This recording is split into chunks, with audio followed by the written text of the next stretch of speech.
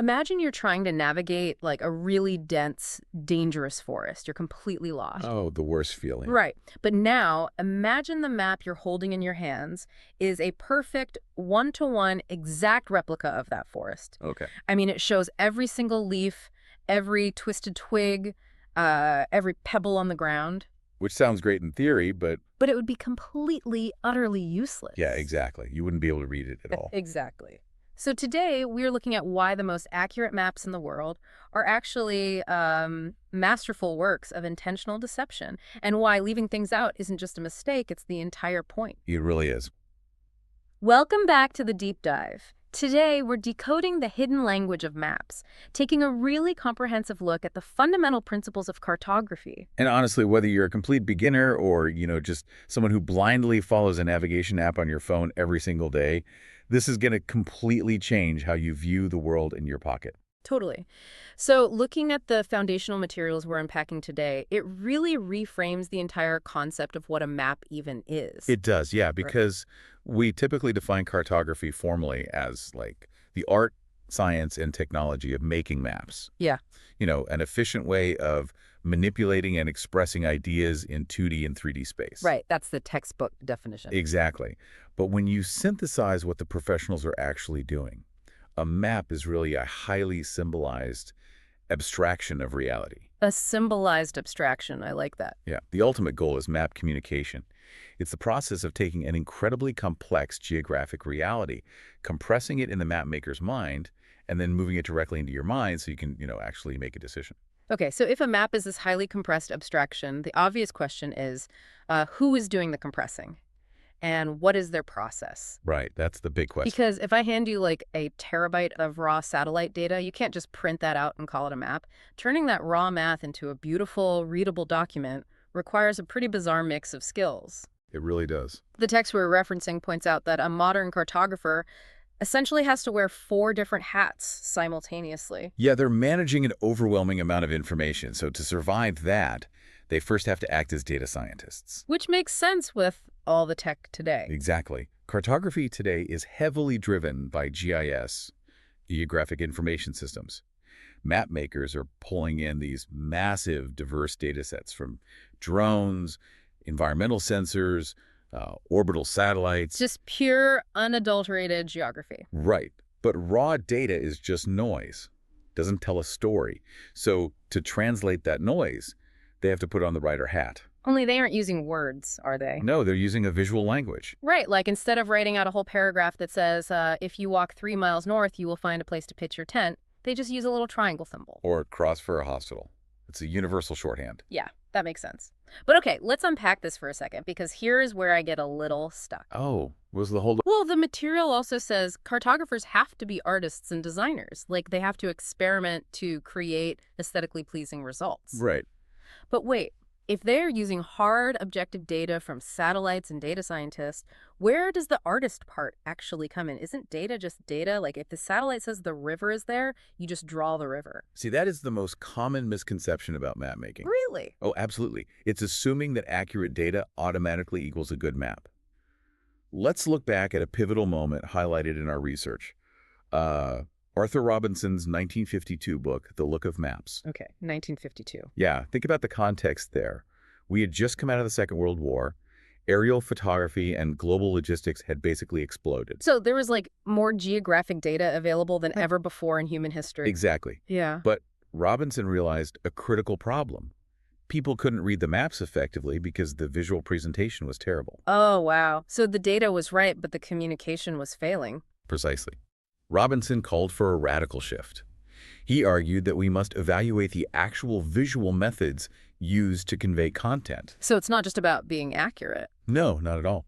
Assuming your data is perfect for the map's purpose, you still have to figure out how to visually orchestrate those elements. Color, contrast, placement, line weight. If you don't apply artistic design principles, the hardest, most objective satellite data in the world will just look like a confusing blur to the human eye. The art is what makes the science visible. Okay, that orchestration makes sense for aesthetics, but it feels like there's a risk there. What kind of risk? Well, if you're altering how things look just to make them pretty, aren't you losing the truth? Like, how do they balance that? That's a great point. They do it by following a very strict set of core principles. The absolute foundational rule, the one that governs every single artistic and scientific choice, is user-centric design. User-centric, okay. The phrase used in the profession is concept before compilation, and user first, user last. I love that. User first, user last. Yeah. Before a single line is drawn, the cartographer asks, what does the user want from this map? And what can they actually comprehend? Right, you have to know who you're talking to. And once you know your user, you apply the golden rules. I actually want to highlight two of them from the sources that really shift how you look at design. Go for it. The first is hierarchy with harmony. It sounds like a Zen proverb, but it's deeply practical. It really is. It basically means important things must look important, and the most important things should look the most important. Which seems obvious, but it's hard to execute. Exactly. Like, if you're looking at a highway map, the major interstate shouldn't be the same thin gray line as a dirt road, right? It needs to command your attention first. That's the hierarchy part. Right. And the harmony part. Well, it can't clash horribly with the rest of the page. It still has to look like it belongs there. That is the harmony. Yeah, it's about directing the human eye instinctively. Yeah. You shouldn't have to hunt for the information you need. The map should just, hand it to you. Which leads right into the second principle, which honestly blew my mind when I read it. Simplicity from sacrifice. Oh, that's the big one. Yeah. The foundational text states explicitly that it is not what you put into a map that makes it great, but what you take out. It's so counterintuitive. It is. Content dictates scale, and scale dictates the level of generalization. And generalization is really just a polite word for sacrifice. Yeah, all geographical maps are reductions. They're entirely controlled by their scale. You know, making a map is kind of like packing a suitcase for a weekend getaway. Okay, how so? Well, if you try to pack everything you own, the suitcase bursts. Right. And it's completely useless. You have to sacrifice the heavy winter coat to make room for the swimsuit if you want the trip to be a success. That is a perfect analogy. Thanks. I just feel like you have to leave reality behind to make the map useful. You really do. Yeah. To really grasp this, think about the famous London Tube map, or honestly, the subway map in any major city. Oh, Geographically, those maps are complete lies. Above ground, the stations might be clustered together in one neighborhood and then miles apart in another. but on the map. On the map, the lines are straight, the angles are perfect, 45 or 90 degrees, and the stations look perfectly evenly spaced. The cartographer completely sacrificed geographic reality. They just deleted the truth of the world above ground. Exactly. Why?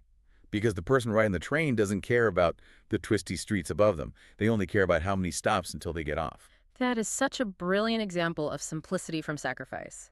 If the transit map kept all the messy reality of the city streets, it would be a tangled, unreadable nightmare. Exactly. Making a map is about intentionally being incomplete. You have to leave reality behind to make the tool work. Okay, wait, though. If a cartographer is literally sacrificing reality and dealing with cartographic fictions and illusions, which, by the way, are words the source material actually uses, Yes, they are. how do they ensure the user actually grasps the message? Like, how does an illusion create understanding? By engaging with human emotion. Emotion in map making. The rule is, engage the emotion to engage the understanding. The designer uses those fictions and impressions because only by feeling what the user feels can the cartographer see what the user sees. A map isn't just a grid, it's a psychological interface. Yeah. Okay, I understand the psychology, but practically speaking, how does a computer system actually do that? Because we aren't just drawing on parchment with ink anymore. No, not at all. We're using massive digital networks. How do you teach a computer to sacrifice reality and create a helpful illusion? That is where we get into the mechanics of the cartographic information system.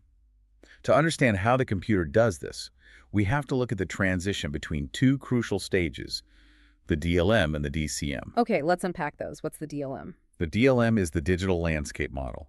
Think of this as the pure, unfiltered database sitting on a server somewhere. Okay. It is the abstract, digital representation of the real world stored in the GIS.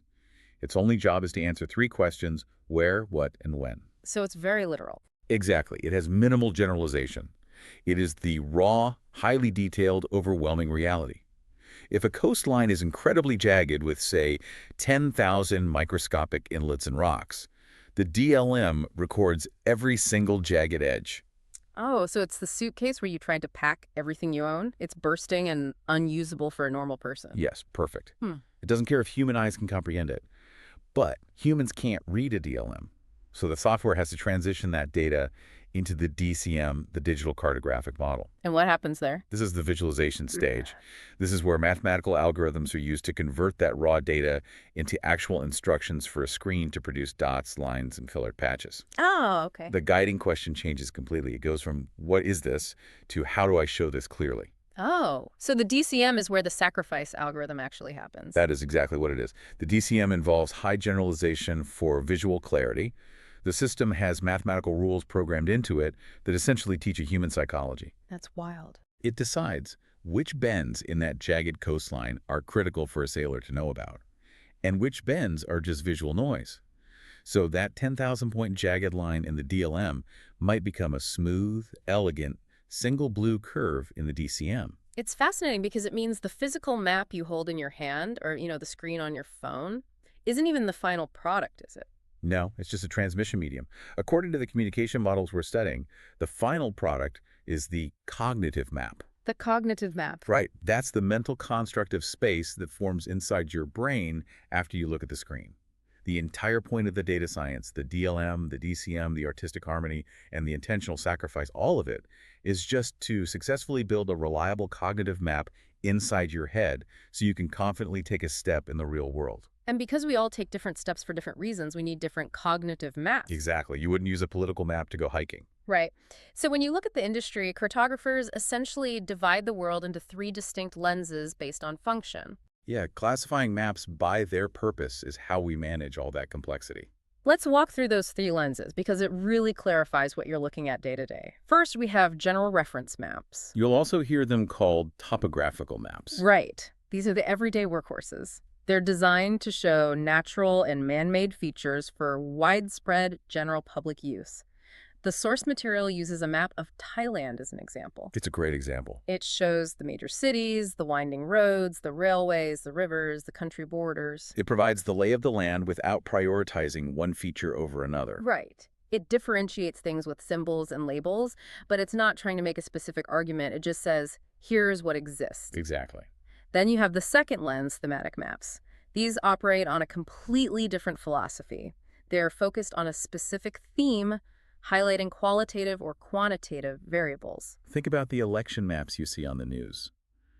You know, those red and blue shaded counties. That is a perfect example of what's called a standardized choropleth map. Let's explain that term for a second. Yeah, a choropleth map is when you shade different areas, like states or counties, with darker or lighter colors based on a specific data point. Right. The source uses a 1990 map of population distribution in the United States. You could shade highly populated counties dark purple and empty counties light yellow. Or you could use proportional symbols. Oh, right. Drawing differently sized circles over each state, a massive circle over California, and like a tiny dot over Wyoming. Notice what happens there, though. Thematic maps strip away the general reference information. Yeah, you don't see the highways or the rivers anymore. Right. The cartographer forces your attention onto one specific variable to tell a story about the data. Which brings us to the third category, special purpose maps. These sit somewhere in between the first two. They look a bit like general reference maps, but they pertain to a very specific user or a highly specific type of data. The examples provided in the text are fantastic for this. They really are. Think of an Appalachian Trail map made exclusively for hikers. It has topography, sure, but it cares way more about the steepness of the trail grade and the exact location of emergency shelters than a general map ever would. Because a hiker needs to know that. Exactly. Or consider a NOAA nautical chart for ships navigating the Port des Morts Passage in Wisconsin. Ah, Death's Door, a famously dangerous strait. Exactly. That nautical chart is literal life or death for a sailor. It shows hidden shoals, water depths, lighthouse arcs. Right. But if you hand that same map to someone driving a car on the nearby mainland, it's utterly useless to them. The sacrifice was tailored entirely to the sailor. And that concept of life or death, the immense reliance we place on these documents, it brings up a critical component of modern cartography. Ethics. Yes, because cartographers have the power to sacrifice data, they inherently have the power to manipulate reality. That requires a very strict ethical framework. It's an immense responsibility. Like, if you have the power to delete a town from a map to make it simpler, you have the power to make that town stop existing in the minds of millions of people. Which is exactly why the ethical code is so rigorous. The principles dictate that a cartographer must never intentionally lie with data. They cannot discard accurate data simply because it contradicts their personal position or, the political position of whoever is funding the map. You can't just hide an environmental disaster on a map because the company responsible is paying you. Precisely. Furthermore, they are ethically bound regarding their artistic choices. They cannot use symbolization to bias the interpretation. What does that look like in practice? Well, you can't use an aggressive, alarming blood red color to represent a completely benign variable just to subconsciously frighten the map reader. Oh, wow. Yeah, that makes sense. They must always strive for an accurate portrayal of the data at the appropriate scale.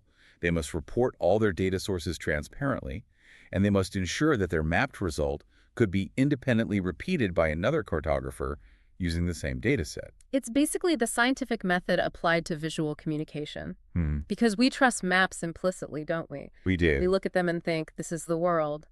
If a map maker loses their ethical compass, the map stops being a tool for understanding and weaponizes into a tool for deception. It is a really delicate balance. Every line drawn is an assertion of truth, and every line omitted is a judgment of value. That is profound. Every line omitted is a judgment of value. Yeah. So, to bring this all together for you listening, we started today with a basic definition: cartography as the art, science, and technology of map making. Right. But as we've explored, it's so much more than drawing borders. Hmm. It is an incredibly complex, beautiful orchestration.